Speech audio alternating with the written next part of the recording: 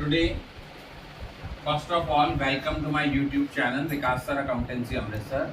Today, the topic of discussion is capital calculation of capital contribution made by the incoming partner.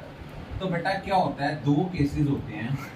First case होता है जहां लिखा होता है incoming partner will bring proportionate capital.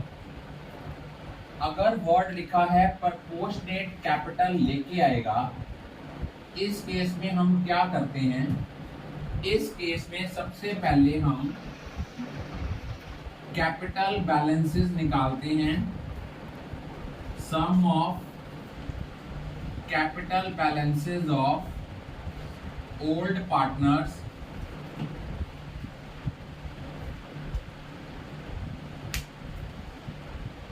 sum of capital balances of old partners after adjustments. जो हमारे पास इसका total आएगा, उसके बाद हमने निकालना है फर्म्स कैपिटल. तो फर्म्स कैपिटल कैसे निकालेंगे, जितना हमारे पास इस sum of capital balances of old partners after adjustments आएगा, इसको हमने मल्टीप्लाई करना है into reciprocal of remaining share. Suppose एक पार्टनर जो है वो 1/4 शेयर के साथ आ रहा है, तो 1 माइनस 1/4 किया, उसका रिमेनिंग शेयर कितना आया 3/4. तो जितना पुराने पार्टनर का कैपिटल बैलेंस आएगा, उसके सम टोटल को उनके रिमेनिंग शेयर के रेसिप्रोकल के साथ हमने क्या करना है, मल्टीप्लाई करना है. रेसिप्रोकल मींस 3/4 का बन जाएगा 4/3. और अगर हमने new partner's share of capital निकालना है, तो क्या करेंगे, firms capital into new partner's share of profit. For example, जैसे दो पार्टनर्स हैं एक्स और वाई, उन्होंने एक नया पार्टनर एडमिट किया जेड. एक्स और वाई का जो टोटल आता है आफ्टर ऑल एडजस्टमेंट, सपोज वो आता है 6 लाख. तो 6 लाख को 4/3 किया, तो यहाँ पे सपोज आपका आया 8 लाख. अब यहाँ पे 8 लाख था, 8 लाख का 1/4 किया, तो नए पार्टनर का कैपिटल कंट्रीब्यूशन कितना आ गया 2 लाख. एक तो ये केस था जब लिखा हुआ है incoming partner will bring proportionate capital. यहाँ लिखा है incoming partner will bring 1/4 of total capital of firm. तब हमने ये स्टेप करना है. सेकंड केस होता है, सेकंड केस क्या है, सेकंड केस है कि अगर लिखा हुआ है incoming partner will bring 1/4 of combined capital of x and y. तो इस केस में क्या करना है, जितना सम ऑफ कैपिटल बैलेंसेस आएगा, sum of capital balances of old partners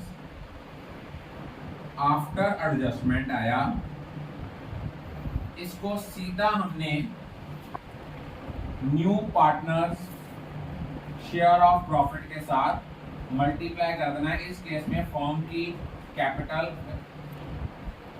new partner share of profit के साथ मल्टीप्लाई करना है. सपोज पुराने पार्टनर का कैपिटल का बैलेंसेस का टोटल आफ्टर एडजस्टमेंट आता है 6 लाख. इस केस में सीधा 6 लाख का 1/4 कर देना है. ये नहीं है पहले 6 लाख को रेसिप्रोकल किया रिमेनिंग शेयर के साथ, फिर 1/4 किया, ऐसा नहीं है. अब इससे रिलेटेड हम कंसेप्ट जो क्लियर करेंगे, वो हमारी जो मैंने वर्कशीट आपको दी हुई है, हमारी वर्कशीट का क्वेश्चन नंबर 5 है। क्वेश्चन नंबर 5 हमें दिया हुआ है,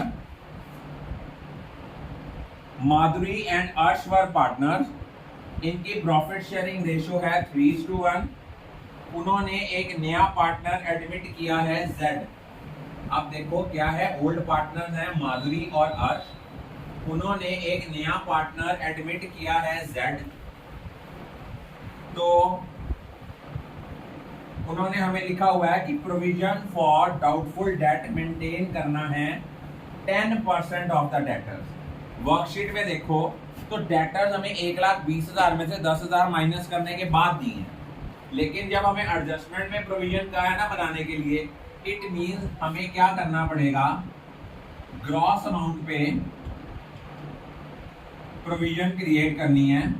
यहाँ पे ग्रॉस अमाउंट कितनी है, 1,20,000।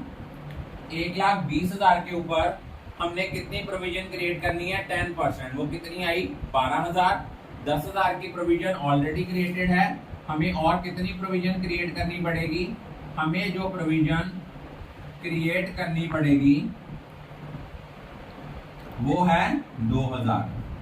फिर लिखा हुआ है stock was under value, stock की वैल्यू अंडर वैल्यू है 10%। 1,35,000 का 10/90 किया, यहां आ गया 15,000।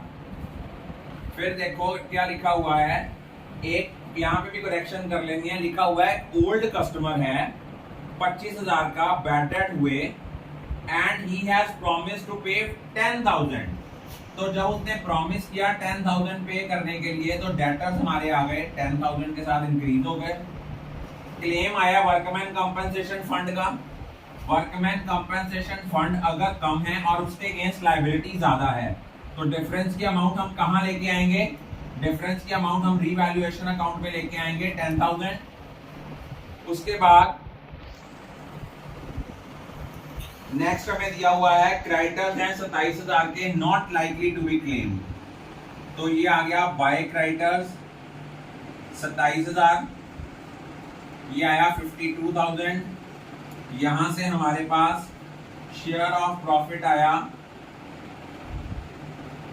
माधुरी का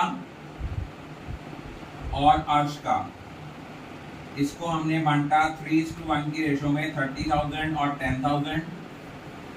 अब इस क्वेश्चन में हम लोगों ने कैसे सम को सॉल्व करना है, ध्यान से देखो।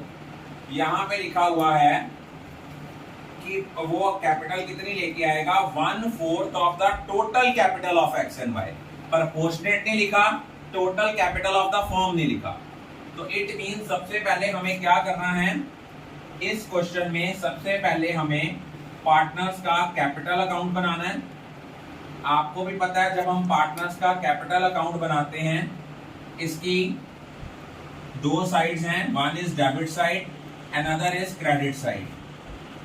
तो डेबिट साइड जो होती है उसमें वो आइटम्स आती हैं जो पार्टनर के कैपिटल बैलेंस को कम करती हैं, क्रेडिट साइड पे वो आती हैं जो पार्टनर के बैलेंस को इंक्रीज करती हैं।